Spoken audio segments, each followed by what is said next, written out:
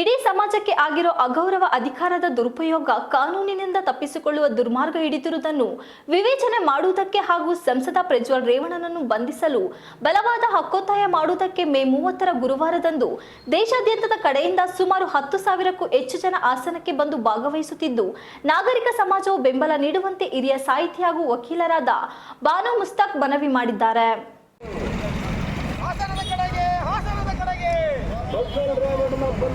ಚಳವಳಿಕೊಂಡಿದ್ದೀವಿ. ಅದ್ರ ಭಾಗವಾಗಿ ಜಲವಾದಿ ಮಹಿಳಾ ಸಂಘಟನೆಯಿಂದ ಎಲ್ಲ ಮುಖಂಡರು ಬಂದಿದ್ದಾರೆ. ಹಾಗೇನೆ ಬಾನು ಮುಸ್ತಾಕ್ ಮೇಡಮ್ ಸಾಹಿತಿಗಳು ಮತ್ತು ವಕೀಲರು ಅವರು ಕೂಡ ಇದ್ದಾರೆ.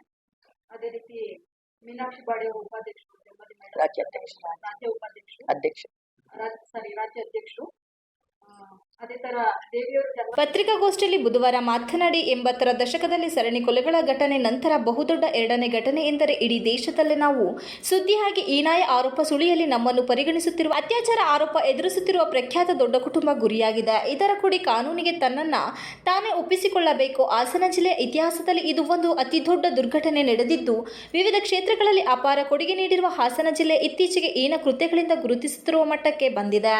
ದೇಶದ ಬಹುದೊಡ್ಡ ಅತ್ಯಾಚಾರ ಆರೋಪವನ್ನು ಜಿಲ್ಲೆಯ ಒಂದು ಬಹುದೊಡ್ಡ ಕುಟುಂಬ ಎದುರಿಸುತ್ತಿದೆ. ಸಂವಿಧಾನಾತ್ಮಕ ಅಂಶಗಳನ್ನು ಎತ್ತಿ ಹಿಡಿಯಬೇಕಾದ ಜವಾಬ್ದಾರಿಯುತ ಸ್ಥಾನದಲ್ಲಿ ಇದ್ದುಕೊಂಡು ಮಾಡಿರುವ ಪೈಶಾಚಿಕ ಕೃತ್ಯ ಇಡೀ ದೇಶದಲ್ಲೇ ಇದೇ ಮೊದಲು. ಇದನ್ನು ಚರ್ಚಿಸಿ ಸಂತ್ರಸ್ತ ಮಹಿಳೆಯರ ಪರ ನಿಂತು ನಮ್ಮ ಹಕ್ಕೋತ್ತರವನ್ನ ಸರ್ಕಾರಕ್ಕೆ ತಲುಪಿಸುವ ಸಲುವಾಗಿ ಗುರುವಾರದಂದು ಬೃಹತ್ ಹೋರಾಟ ಹಮ್ಮಿಕೊಳ್ಳಲಾಗಿದೆ ಎಂದರು.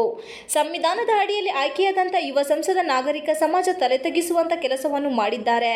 ಇಂತಹ ಹೀನ ಕೃತ್ಯವನ್ನು ಖಂಡಿಸುವ ನಿಟ್ಟಿನಲ್ಲಿ ನಾಗರಿಕ ಸಮಾಜಕ್ಕೆ ವೇದಿಕೆ ಕಲ್ಪಿಸಿದ್ದು, ಹೆಚ್ಚಿನ ಸಂಖ್ಯೆಯಲ್ಲಿ ಜನರು ಆಗಮಿಸಿ ಬೆಂಬಲಿಸುವಂತೆ ಮನವಿ ಮಾಡಿದರು. ರಾಜ್ಯದ ದೇಶದ ಮೂಲೆ ಮೂಲೆಗಳಿಂದ ಸುಮಾರು 10,000ಕ್ಕೂ ಹೆಚ್ಚು ಮಂದಿ ಆಗಮಿಸುವ ನಿರೀಕ್ಷೆ ಇದೆ. ಮನುಷ್ಯ ಗುಣ ಇರುವಂತಹ ಎಲ್ಲರೂ ಪ್ರತಿಭಟನೆಗೆ ಆಗಮಿಸುವಂತೆ ತಿಳಿಸಿದರು. ಜಿಲ್ಲೆಯಲ್ಲಿ ಎರಡನೇ ಬಾರಿ ನಾಗರಿಕ ಸಮಾಜ ತಲೆ ತಗ್ಗಿಸುವಂತ ಕ್ರೌರ್ಯ ನಡೆದಿದೆ. 80ರ ದಶಕದಲ್ಲಿ ಸರಣಿ ಕೊಲೆಗಳು ನಡೆದವು.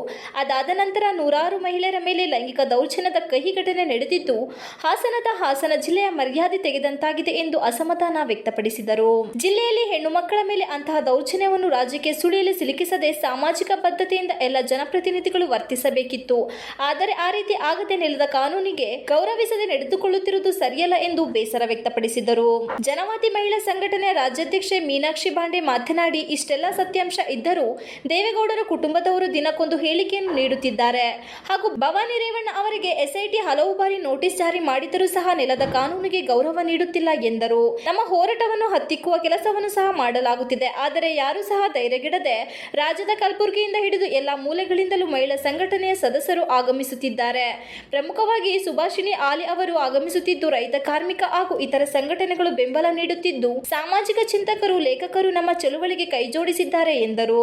ಅಶ್ಲೀಲ ವಿಡಿಯೋ ಪೆನ್ಡ್ರೈವ್ ಪ್ರಕರಣದ ಆರೋಪಿ ಪ್ರಜ್ವಲ್ ರೇವಣ್ಣ ಈ ಸಂಬಂಧದಲ್ಲಿಯೂ ವಿಡಿಯೋ ಬಿಡುಗಡೆ ಮಾಡಿ ಕ್ಷಮೆ ಕೇಳುತ್ತಾರೆ ಎಂದರೆ ನಾಚಿಕೆಗೇಡಿನ ಸಂಗತಿ ಎಂದು ಆತಂಕ ವ್ಯಕ್ತಪಡಿಸಿದರು. ಪತ್ರಿಕಾಗೋಷ್ಠಿಯಲ್ಲಿ ಮೊದಲು ಹಾಸನ ನಗರದ ಹೇಮಾವತಿಯ ಪ್ರತಿಮೆ ಬಳಿಯಿಂದ ಪ್ರಮುಖ ರಸ್ತೆಯಲ್ಲಿ ಮೇ 30ರ ಹೋರಾಟದ ಪ್ರಚಾರ ನಡೆಸಿದರು. ಪತ್ರಿಕಾಗೋಷ್ಠಿಯಲ್ಲಿ ರಾಜ್ಯ ಕಾರ್ಯದರ್ಶಿ ದೇವಿ, ವಿಮಲಾ, ಸದಸ್ಯೆ ಪ್ರಭಾ ಇತರರು ಉಪಸ್ಥಿತರಿದ್ದರು. ಇದರ ಬಗ್ಗೆ ಒಂದು ಬಲವತ್ತರವಾದಂತಹ ಹಕ್ಕೊತ್ತಾಯಗಳನ್ನ ಮಾಡಲಿಕ್ಕೆ ನಾಳೆ ರಾಜ್ಯಾದ್ಯಂತ ಅಲ್ಲ ದೇಶಾದ್ಯಂತದಿಂದ ಅನೇಕ ಜನ ಇದರಲ್ಲಿ ಭಾಗವಹಿಸ್ತಾ ಇದ್ದಾರೆ. ಸುಮಾರು 10,000 ಜನ ಭಾಗವಹಿಸುವಂತಹ ಒಂದು ನಿರೀಕ್ಷೆ ಇದೆ. ಇಂತಹ ಒಂದು ದುರ್ಘಟನೆಗೆ ಸೂಕ್ತ ರೀತಿಯಲ್ಲಿ ಒಂದು ಪ್ರತಿಕ್ರಿಯೆಯನ್ನ ಸೂಚಿಸಲಿಕ್ಕೆ ನಿಜವಾದಂಥ ಯಾರ ಮನಸ್ಸು ಕಾನೂನಿಗೆ ಗೌರವ ಕೊಡ್ತಕ್ಕಂಥ, ಮನುಷ್ಯರ ಬಗ್ಗೆ ಪ್ರೀತಿ ಇರ್ತಕ್ಕಂಥ, ಹೆಣ್ಣು ಮಕ್ಕಳ ಬಗ್ಗೆ ಗೌರವ ಇರ್ತಕ್ಕಂಥ ಪ್ರತಿಯೊಬ್ಬರೂ ಕೂಡ ಇದರಲ್ಲಿ ಭಾಗವಹಿಸಿ ಈ ಕಾರ್ಯಕ್ರಮವನ್ನ ಯಶಸ್ವಿಗೊಳಿಸಬೇಕು. ಮತ್ತು ಇದರಲ್ಲಿ ಸಾಮಾಜಿಕವಾಗಿ ಯಾರು ಅತ್ಯಂತ ಹೀನ ಒಂದು ಪಾತ್ರವನ್ನ ವಹಿಸಿದ್ದಾರೆ ಅವರಿಗೆ ಕಾನೂನಿಗೆ ಒಪ್ಪಿಸ್ಕೋಬೇಕು ಮತ್ತು ಸೂಕ್ತ ರೀತಿಯಲ್ಲಿ ಕಾನೂನಿನ ಪ್ರಕ್ರಿಯೆ ನಡೆದು ತಪ್ಪಿತಸ್ಥ